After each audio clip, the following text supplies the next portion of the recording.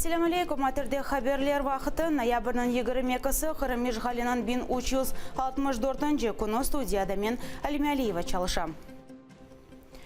Cesurlar yana bir sırada Ukraynada büyük akkurçalayıcı kampanya başlandı. Mektup yazma marafonu 200'den ziyade memleketten faillerini birleştirdi. Marafon çerçevesinde hükümet tarafından takip edilgen akkurçalayıcılarga kol tutmağa çağırıla.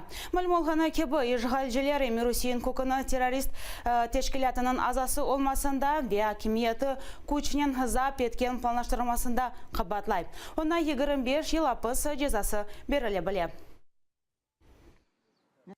Родина Еміра Усеїна також під тиском. Через місяць після арешту до його 9-річного сина Бекіра у школі підійшов працівник ФСБ і сказав, що тато зробив щось погане та буде гнити у в'язниці 12 років. Цей інцидент дуже налякав хлопчика та усю родину. Підпишіть петицію до Генерального прокурора Російської Федерації, вимагайте зняти всі обвинувачення з Еміра Усеїна Куку та припинити переслідувати його родину. Rusiyaga qarshi sanksiyalarning lavg'u etilmasi passiyada muzokara etilmasi mumkin. Avropa Shurasi Parlament Assambleyasining doimiy komitetini assambleya ishida Rossiyaliklarning ishtirokini g'ayridan tiklamaga va sanksiyalarni olib tashlamaga taklif etildi. Passiyada to'plashuvining kuni tartibi tunyavun akşam aydınlatıldı. Komitet noyabrning 24'inde ko'rishajektir. Mutaxassislar qayd etdiki, muzokara etilajak masalalar bir qarar alınacağını ifade etmiyor. Aynı vaqtda bu münaqasha 2018 senesi yanvar ayında geçirilecek Rusya Assambleya Rusiyadan sanksiyalarni alıp taşlamağa hazır mı yok mu gösterilecektir. Ukrayna Tashqi ishlar nazirligi ishg'al etilgan Qrimda qonunsiz askarlikka chaqiruvini lavg'u etmaga talab etdi. Nazirlik Rossiyaning ishg'al etilgan to'proqlarda yashagan Ukraina vatandaşlarının askarlikka chaqiruvine qarshi noroziligini bildirdi. Rossiya Mudofaa nazirligining ma'lumotiga ko'ra, bu kuzda 800 Qrimli askarlikka alindi. 2017 senesi ishg'alchilar vaqtincha ishg'al etilgan yerlardan 2000dan insonni askarlikka olmoqqa planlashtirildi. Ukrayna Tashqi ishlar nazirligi qayd etganiga ko'ra, 2016 senesi dekabr oyida Birlashgan Millatlarning Bosh Assambleyasi Moskvani Qrimlilarni askarlikka majbur etmamaga chaqirgan edi.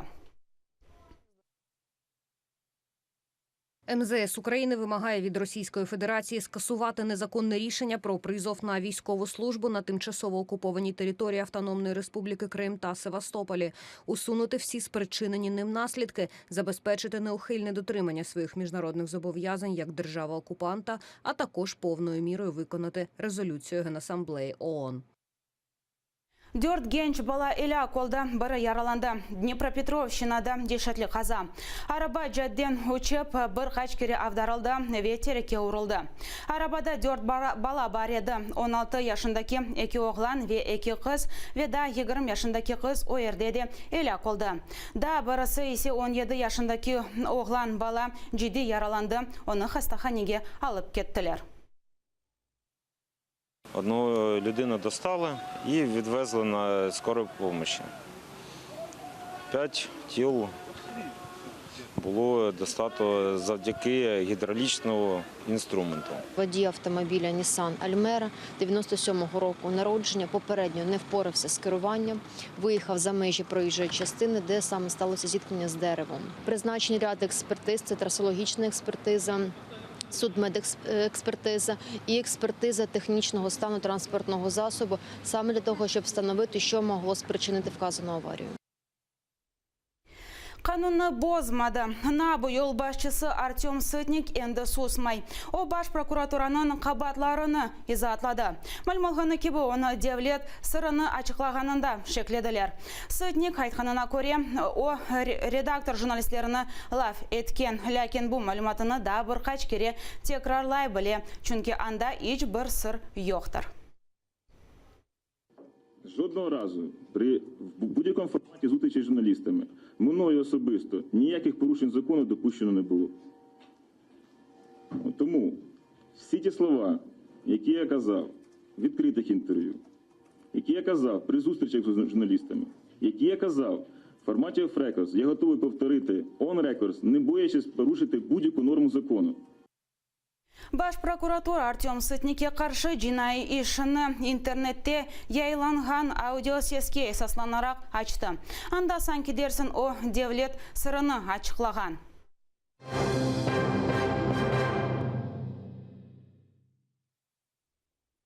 Украина территориясында Гурджистан ватандашларының сөргіні қанунсыз еді. Бұл ақта Украинада инсан ақлары бойынша омбудсмен Валерия Лутковская білдірді.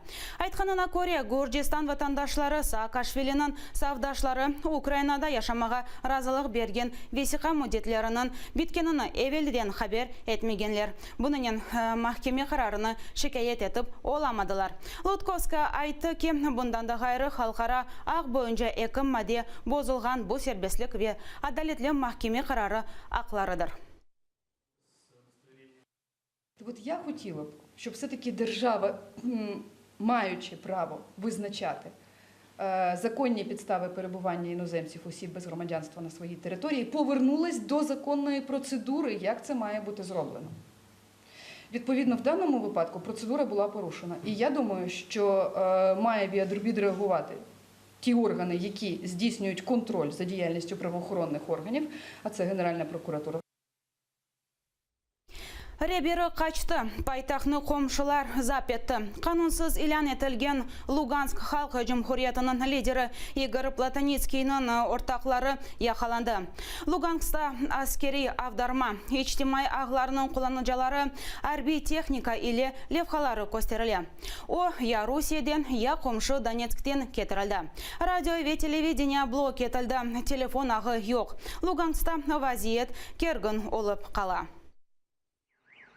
Луганск мерkezini yeşil adamçıqlar işgal etdi. Sokaqlarda harbiy texnika tura. İnsanlarga ya evlerde ya da sözde devlet xavfsızlığı nazirliginin mağazlarında kalmağa teklif edilir. Что-то происходит, не знаю. Я вышла, там загорожено, тут загорожено, перед лицом машут туда. Terörist DNR lideri ve onun aq koruyucusu sözde İçişler Naziri arasında kavga zaten kergin vaziyetini daha ziyade beterleştirdi. Igor Plotnitskiy Nazirni eğaliden dairelerini çekip almasında ve cinayet işlemesinde kabatlap mahkeme üzerinden onu işten boşattı. Aq koruyucu teslim olmayıp kanunsuz Cumhuriyetinin paytaxtını Berkut ve harbiy texnikanin sarıp aldı.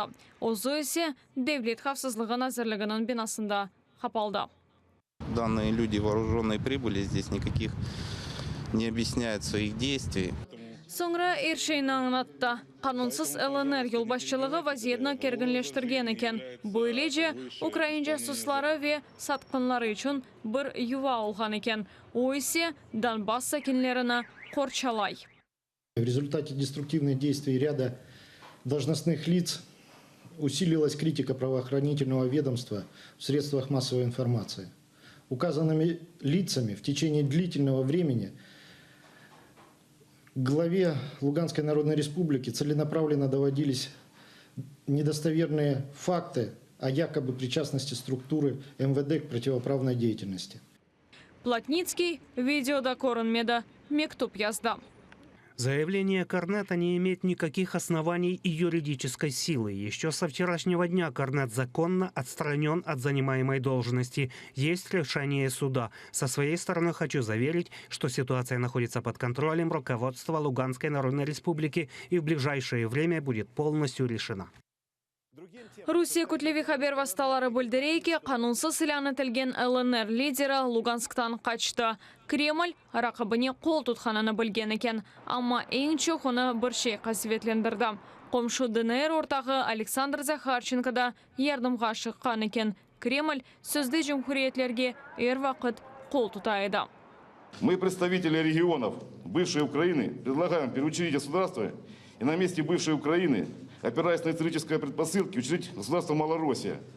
Аман-аман бір елі версі Плотницкий айдутларының сыңырлары арасында гүмрук қойып, Русия ярдымындан біле бергі алайды. Террористлер исянчы қаражақ олды. Я просто себе этого не представлял в 2014 году, чтобы до такого маразма дойдем. Если бы я тогда знал, что это будет, я бы их всех, поверьте мне, и одних, и других бы, загнал бы туда, откуда бы они уже не вернулись бы сюда.